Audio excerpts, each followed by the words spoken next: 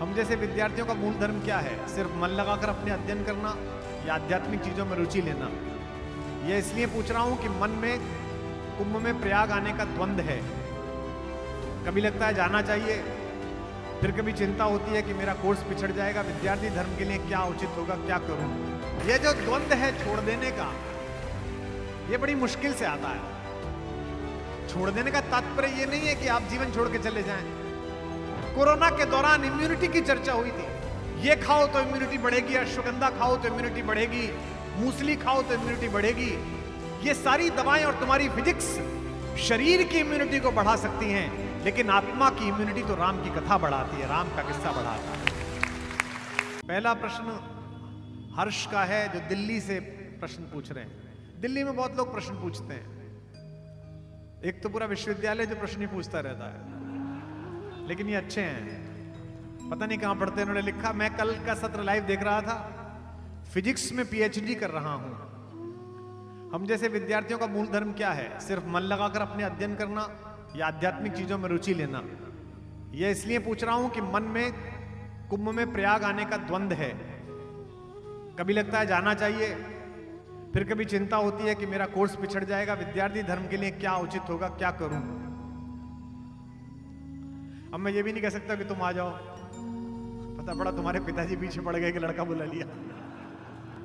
लेकिन कुंभ इसलिए आओ हर्ष के, कुंभ एक धार्मिक उत्सव नहीं है। कुंभ इस देश को जानने का स्वर्णिम अवसर है।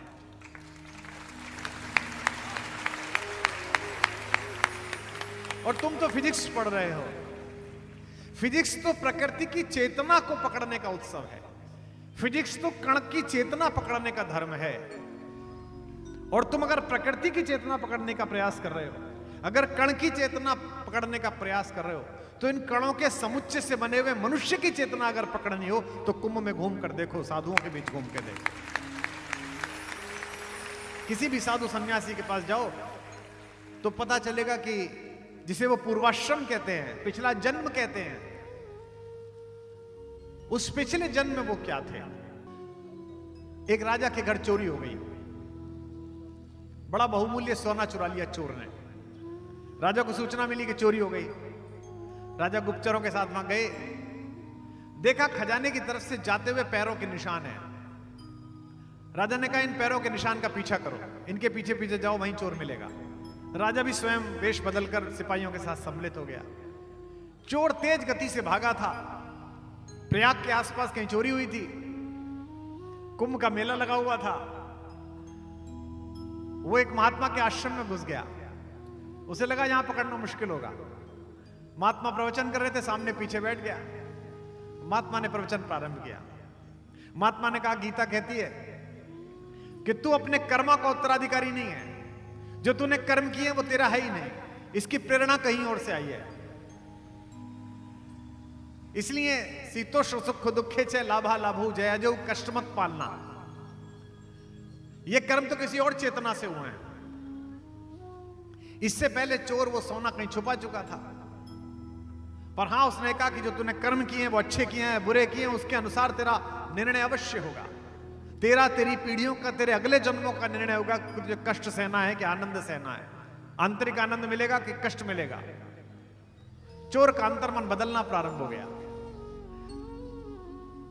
सिपाहियों ने भी पहचान लिया कि चोर वहां बैठा है, क्योंकि वे पदचिन्ह वहीं तक गए थे जहां चोर अकेला बैठा था। प्रवचन समाप्त हुआ तो भीड़ भीड़ उठने लगी, दिखाई नहीं दिया कोई किसी को। तो चोर साधु के चरणों में गिर गया। बोला, प्रभु जीवन बदल दिया आपने, आज तक बड़ा पाप कर्म किया, अब संन्यास्त होना चाहता हूं, साधु होना चाहता हूं। साधु ने एक गंगा जल हाथ में दिया, बोला, कर संकल्प, कर अपना तर्पण, और कहे कि ये प्राण मेरे नहीं, ये शरीर मेरा नहीं, मेरा कोई रिश्तेदार नहीं। संकल्प कर लिया। इस बीच भीड़ चलती रही, दिखाई नहीं दिया चोर गुप्तचरों को, राजा को। वस्त्र बदल दिए चोर के, अब वो साधु हो चुका है। नया नाम मिल गया, गुरु मिल गया, घराना मिल गया, अखाड़ा मिल गया। अपने मंत्र का जाप करता हुआ बाहर की तरफ निकला तो गुप्तचरों ने पकड़ लिया। राजा के सम्मुख प्रस्तुत किया कि राजा से कहा, ये चोर है। राजा ने कहा, मूर्ख हो तुम, ये साधु है, उस आश्रम का साधु है, कैसी गलत बात करते हो। एक साधु पर आरोप लगाते हो मैं तुम सबको दंडित करूंगा, तुम सबकी नौकरी बर्खास्त, तुमको जेल में डाल दूंगा। चोर पकड़ नहीं पाए, साधु पकड़ लाए, बदमाश कहेंगे। लेकिन चोर तो साधु हो चुका था। असत्य की रक्षा कैसे करे? सत्य के साथ चलने का प्रण लिया। उसने कहा महाराज क्षमा दान हो, ये सही कह रहे हैं, मैं चोर हूं। राजा ने सोचा साधु का मन है, सिपाहियों को बचाने के लिए झूठ बोल रहा होगा। राजा ने कहा महाराज आप चिंता मत करिए, मैंने सजा नहीं दूंगा, पर मैं जानता हूं आप चोर नहीं हो। साधु ने कहा मैं ही चोर हूं। बोले आप तो साधु हैं। बोले मैं पिछले जन्म का चोर हूं, आपका सोना मैं ही लेकर गया था। राजा ने कहा महाराज सोना लेकर गए थे तो कहां है? बोले वह जंगल में छोड़ आया हूं। तो बोले छोड़ आए तो किसी को बता ही देते, इन्हीं को बता देते। बोले जब मैंने चोरी छोड़ी ना तो सोना भी छोड़ दिया, अब वो मिट्टी है सोना है, राजा तेरा है मेरा क्या, जहां जाके लिया, नहीं तो कोई और ले गया होगा। ये जो द्वंद है छोड़ देने का, ये बड़ी मुश्किल से आता है। छोड़ देने का तात्पर्य ये नहीं है कि आप जीवन छोड़ के चले जाएं। मां सीता के पिता तो राजा होते हुए भी सन्यासी थे, इसलिए उनका नाम विदेह है। देह में होते हुए देह से बाहर। योगी भी हैं शरण जिनकी जो अनासक्त गेही, जय जय राजा जनक पुण्य देही विदेही।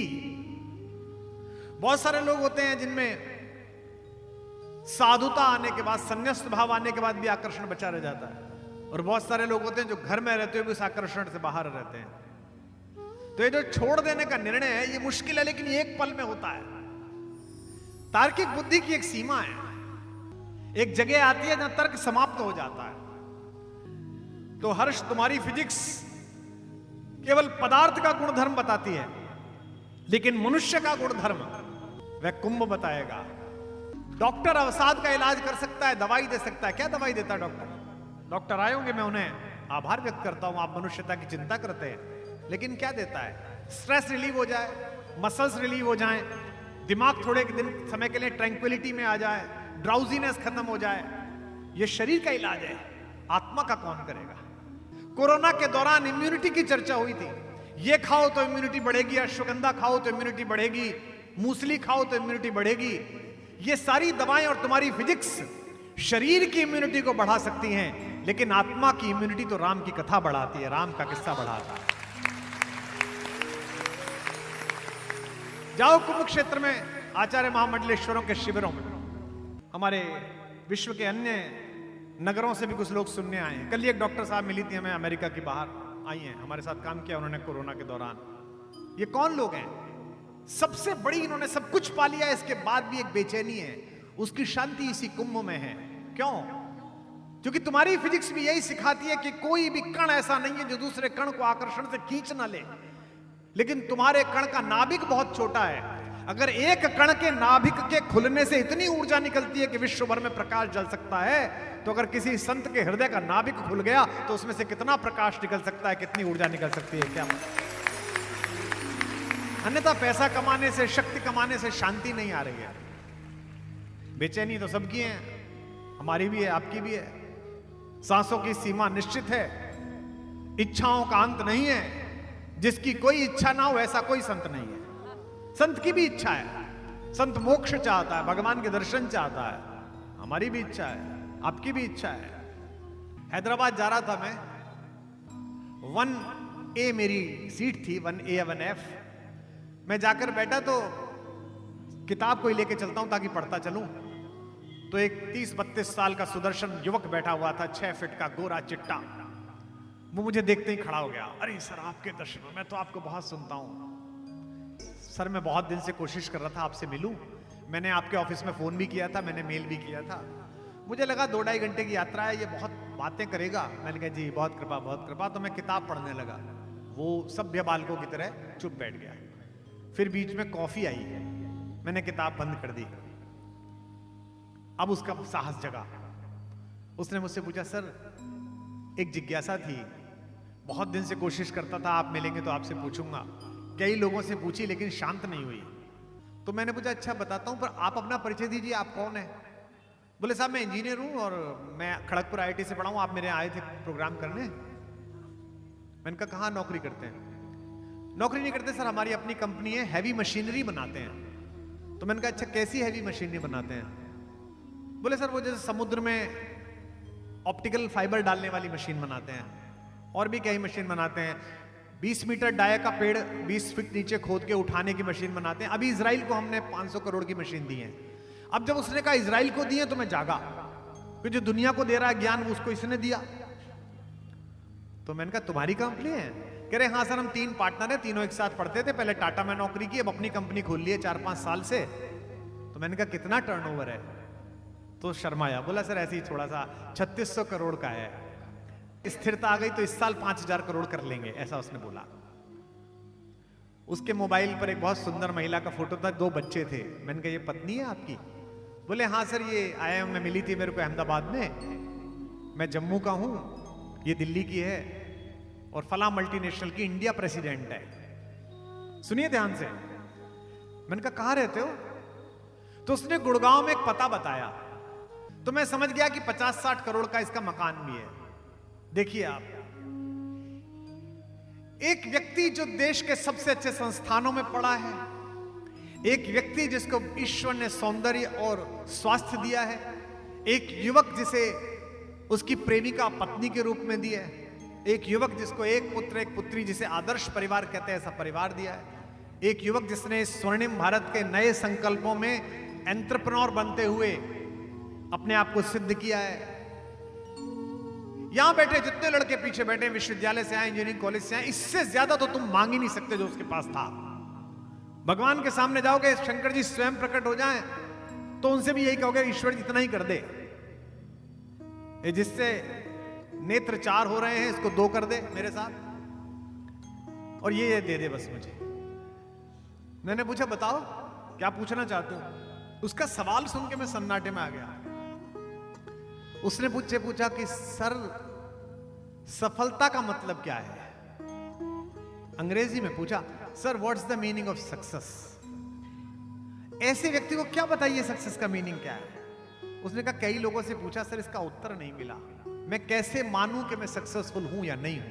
मैंने उसे एक पंक्ति का उत्तर दिया, आपके जीवन में भी ये शंका आई हो तो उसे लेके चले जाना, आनंद आ जाएगा। मेरे जीवन में तो उतर गया है। मैंने उसको कहा अगर तुम्हारे होने से दुनिया खूबसूरत है तो तुम सफल हो,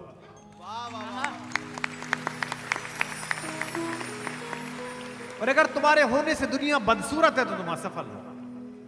उसने मुझसे पूछा दुनिया कितनी दुनिया? मैंने कहा बाह भर दुनिया, परिवार भर दुनिया, कॉलोनी भर दुनिया, शहर भर दुनिया, दुनिया भर दुनिया। जिन लोगों के होने से दुनिया बदसूरत हुई वे विजेता भी थे लेकिन याद नहीं किए जाते।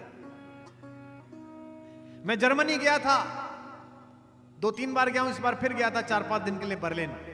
जब भी कोई जर्मन आदमी मिलता है कान में चुपचाप पूछता हूं उससे, what do you think about Hitler? बड़ा विजेता था, बड़ा जबरदस्त जलवा कर लिया था, दुनिया के नक्शे बदल दिए थे। जर्मनी का आदमी वितृष्णा से कहता है Germany is not about Hitler. नाम नहीं रखते लोग हिटलर का। अब जब अंधेरे घिरेंगे जीवन में तो विज्ञान नहीं बचाएगा। जैसे यहां प्रोफेसर्स आए, टीचर्स आए, एडिसन बल्ब बना सकता है जिसमें प्रकाश हो जाए, प्रकाश सब एडिसन के बल्बों का है। दुनिया का कोई एडिसन एक ऐसा बल्ब नहीं बना सकता जिसे एक बल्ब से दूसरे को स्पर्श करा दो तो ज्योति जग जाए। ये केवल गुरु नामक दीपक है जिससे हजारों लोग जीवन भर में मिलते हैं और उनके अंदर ज्योति पैदा हो जाती है, प्रकाश पैदा हो जाता है। तो जब जब जीवन में अंधेरा गिरेगा, जब जब कष्ट गिरेगा, तब तब ये राम कथा की इम्यूनिटी काम आएगी। तो तुम्हारा तो केवल सिलेक्शन ही नहीं हुआ, तुम तो केवल एक एग्जाम में फेल हुए, तुम तो केवल एक चुनाव में हारे, तुमको तो एक बार टिकट ही नहीं मिला, तुम्हारा तो एक शेयर ही नीचे गिरा। लेकिन जिसके जीवन से सब कुछ छीन लिया गया, एक रात्रि में ही राज्याभिषेक से वनवास की यात्रा तय कर दी गई, उसे एक व्यक्तित्व ने बिना किसी चमत्कार के इस देश को प्रभुता संपन्न कैसे किया, ये राम की कहानी बताती है। 2 शब्द हैं अलग अलग हर्ष बाबू, एक चेतना और एक चिंतन है। चेतना वैज्ञानिक रखो और चिंतन आध्यात्मिक रखो।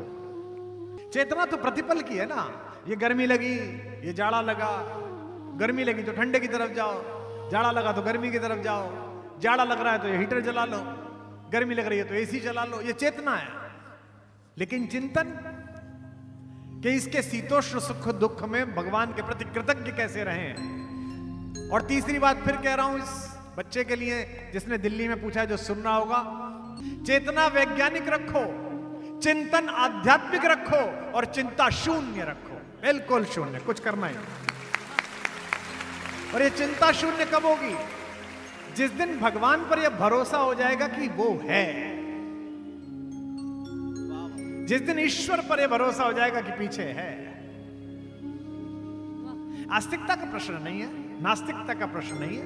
प्रकृति पर भरोसा करो, स्वयं के पुरुषार्थ पर भरोसा करो, अपने परिवार के संस्कार पर भरोसा करो, लेकिन इस पर भरोसा करो जो है ही नहीं आपका, तो फिर क्या करना? पैसे पे भरोसा कर लिया, इसका क्या करना भाई? शक्ति पे भरोसा कर लिया जो तुम्हारी है ही नहीं, पद पर भरोसा कर लिया जो आज है कल नहीं है, फिर क्या करोगे? उधर वो हाथों में पत्थर बदलते रहते हैं, इधर भी अहले जुनू सर बदलते रहते हैं। ये दबदबा, ये हुकूमत, ये नशे दौलत, किराएदार हैं, सब घर बदलते रहते हैं।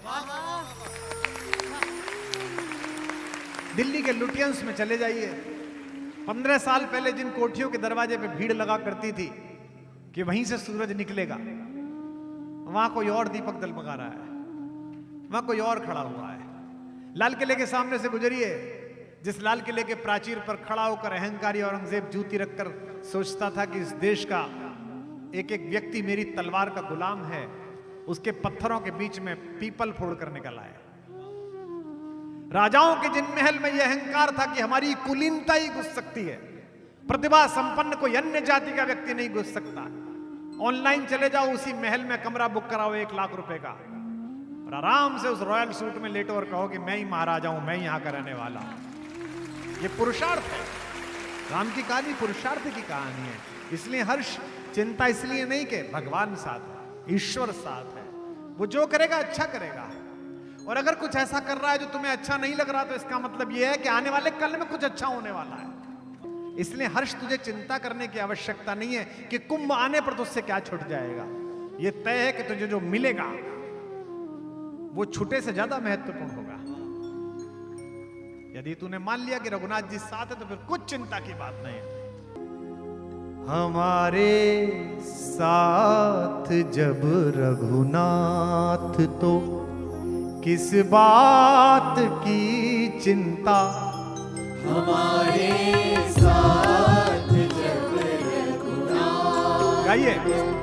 किस बात की चिंता। शरण में रख दिया जब मात, तो किस बात की चिंता। शरण में रख दिया जब मात, तो किस बात की चिंता। हमारे साथ जब रघुनाथ, तो किस बात की चिंता। हमारे साथ जब रघुनाथ, तो किस बात। वृंदावन में गोपाल भट्ट जी एक बहुत सिद्ध संत रहते थे, वीतरागी टाइप के। एक दिन किसी ने कहा, महाराज जी भंडारा करा दीजिए, जन्माष्टमी आ रही है, छोटे ठाकुर का जन्मदिन है। बोले कर लो। महाराज जी इतने पैसे लगेंगे। अच्छा, पैसे तो है नहीं, देखता हूं। किसी सेठ के पास चले गए, कहा सेठ जी ये इतने पैसे दे दो मुझे, 10,000 रुपए, भंडारा कराना है। पुराना जमाना था, 10,000 में बहुत बड़ा भंडारा होता था। सेठ जी ने कहा कब दे दोगे महाराज? बोले भक्त आते रहते हैं, चढ़ावा आता रहता है, 6 महीने में दे दूंगा। दे दिए, भंडारा हो गया, अद्भुत भंडारा हो गया। अब 5 महीने बीत गए, भक्त आए नहीं, चढ़ावा आया नहीं। तब तक गोपाल जी को चिंता नहीं थी। गोपाल भट्ट, जब 1 महीना रह गया, भट्ट जी को चिंता शुरू हुई कि अब सेठ जी के पैसे देने। अब ध्यान में मन ना लगे, कन्हैया की मूर्ति के सामने जाए तो मन ना लगे। जब 5 दिन रह गए तो लड़ने लगे ठाकुर से कि क्या फजीता पाल दिया मेरी जान को, बर्थडे तेरी और फंसा मैं पढ़ाऊं हैं? ये क्या है, पैसे ही नहीं आ रहे। अब ठाकुर मुस्कुराए मुरली लेके, और भट्ट जी का मन नहीं लगे, अधरम मधुरम मधुराधिपते, फिर बीच में रुक जाए, बोले पैसे कब देगा? ठाकुर तो मुस्कुराए। एक दिन रह गया, रात को नींद नहीं आई गोपाल भट्ट जी को, और कहा कि सुबह फिर जाके सेठ से क्षमा मांगनी पड़ेगी, कहना पड़ेगा कि मैं वचन भंग का दोषी हो गया, प्रायश्चित करूंगा, तपस्या करूंगा यमुना जी के जल में बैठ के। सुबह सेठ जी उठे, 8 बजे गोपाल भट्ट उनके द्वार पर पैसे का थैला लेके, बोले सेठ जी आपने बड़ी कृपा करी है, 10,000 रुपए। सेठ जी ने कहा पंडित जी सुबह सुबह क्यों आ गए, मैं ले लेता, ऐसी क्या बात थी? नहीं नहीं, आज आखिरी दिन था, पैसे देखे। उधर असली गोपाल भट्ट चिंता में ही है। दोपहर को एक भक्त आया, उसने कहा आपके आशीर्वाद से मेरा व्यापार बहुत अच्छा चला, उसी दिन संकल्पित किया था 11,000 रुपए चढ़ाऊंगा, ये 11,000 की थैली। गोपाल भट्ट जी प्रसन्न हुए, तुरंत 10,000 रुपए निकाले, पहुंचे सेठ के पास, बोले सेठ जी पैसे। सेठ जी बोले भट्ट जी सुबह ही तो देके गए थे। बोले मैं कब आया था? बोले ये रही बही, ये रहे आपके अंगूठे के, आपका अंगूठा? बोले हाँ सुबह ही तो देखे गए थे, प्रसाद ग्रहण करा हम दोनों ने साथ में। गोपाल भट्ट समझ गए, आए और थैली लेके ठाकुर के सामने पटकी कि जब यही नौटंकी करनी थी तो मेरे को क्यों फंसवाया वहां जाके, जब पहले ही देके आया तो। ये अभी हुआ है 20-40 साल पहले। न खाने की, न पीने की, न मरने की, न जीने की, न खाने की, न पीने की, न मरने की, न जीने की, रहे हर सांस में रघुनाथ के प्रिय नाम की चिंता। रहे हर सांस में रघुनाथ के प्रिय नाम की चिंता।